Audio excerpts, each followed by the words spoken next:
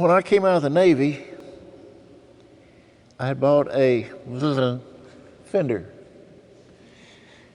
And in the Navy, all the guys used to sit around and play, and there was no problem. But the first couple of jobs I had in Memphis was all standing up, and the Fender kept getting away from me. So one day I was walking down the street in front of OK Houck piano store, and they had just gotten in a brand new ES 295, and I saw it, and I said, got to have it. Don't care what it costs, how I'm gonna do it, I got to have it. And I've been with Gibson now for over 50 years, 52, 54, something like that. Obviously the first thing that caught my eye was the way it looked. And but then after I got it, I really loved it. And of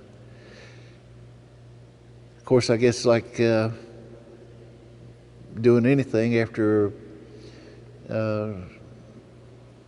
made a little money and on the road and so forth. Well, then I got to an L5, and I had just bought a echophonic amplifier. So I had it and the L5 for that last session we did on Sun.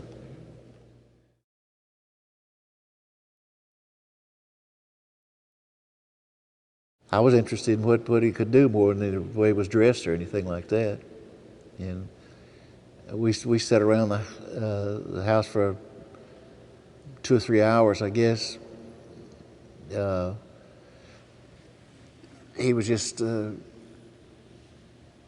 singing things that he knew, and I'd mention songs, and it didn't seem like anything I would mention he'd know it. He knew such a wide range of songs. And Bill Black, who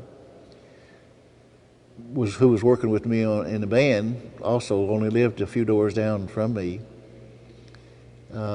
He came down and sat in for about an hour and listened to him sing. And in fact, I was storing Bill's bass in my living room at the time. It was in a small apartment. And when Elvis left, Bill came back down, and I asked him, I said, well, what do you think about him? He said, no, he sang pretty good. He didn't impress me with anything, because he was just singing old songs and everything.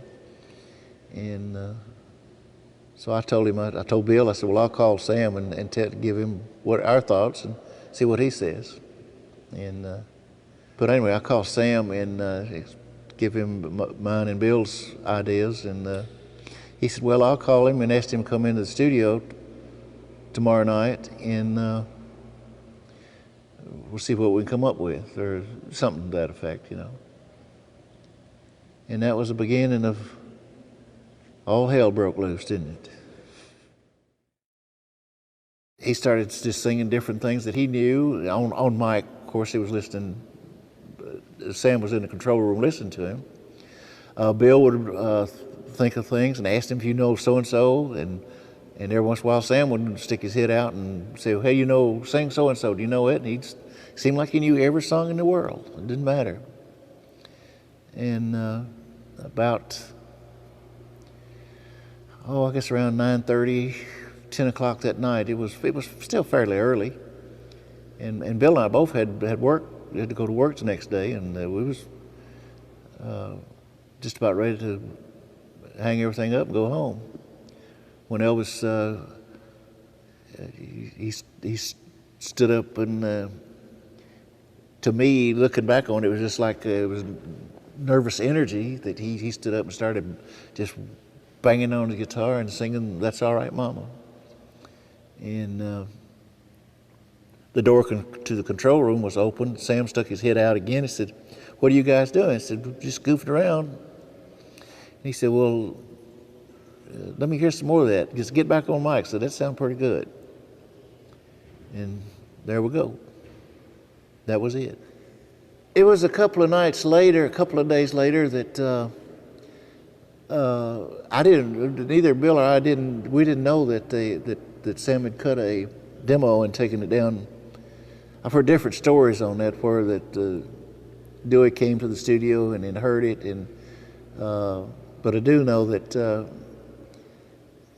Dewey had a demo one way or the other, and was playing on the air. And instead of just playing it one time, he played it over and over and over his time on the air.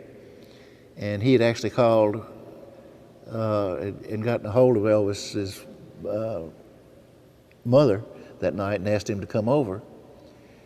But he was at the Suzor's theater, and as soon as he got home, well, his mother told him to go down to the radio station. And I think I didn't hear all this, but what I was told that when he got down there, Dewey told him to, said, I want to interview, and he said, well, I've never been interviewed. And he said, well, no, said, just, I'll ask you a question, you just answer them, just don't say any cuss words. And but all this time he had the mic open anyway during the whole thing. And then I heard about it probably the next day, I guess it was. And when Sam had called me and said, you and Bill got to get back in. We've got to have a B-side. We're going to have to release this record because Dewey's already played it, and we're getting calls on it already. And that was the beginning of it. Bill was the one that came up with the B-side, and Bill was sitting the straddle of his bass. We was just taking a break, and he was sitting on his bass and started banging on both sides of it and singing Blue Moon of Kentucky in falsetto in a high. He was just mocking this, again, with just really nervous energy. And Elvis knew the words, started singing along with him. And Sam come out and said, hey, that's it, let's do that one, let's try that one. And that was the B-side. So regardless of what you hear, the whole thing was really an accident to begin with. Well, I'd been playing all along with him on doing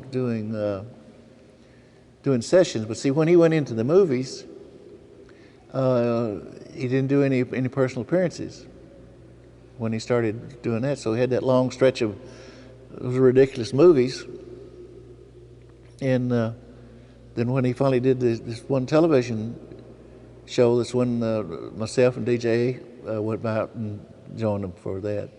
The producer of the show had told us that they're just going to have us, a couple of his buddies, he was trying to make him comfortable because he hadn't been in front of a camera with people out there for a long time. So there was a couple of his friends were on there, plus DJ and myself, and he said, just want you guys to sit around and chat. There's no script or anything, just whatever comes to mind. And so they had chairs, we were all sitting down, and he was, you could tell he was very nervous to begin with, and just making wisecracks and so forth. And finally, we didn't have straps on the guitar even. So if you see it again, you'll see when he stands up and puts his foot on the chair, and I don't forget what song he's doing, but some old song that they used to do after hours kind of thing. And so that didn't suit him. He was really getting hot now. He was getting ready. So he saw that I had my guitar and had the amplifier, and he was playing the acoustic. Couldn't hear it. So at least when he got mine, and we switched guitars. And you see that look I give him when we switched guitars too.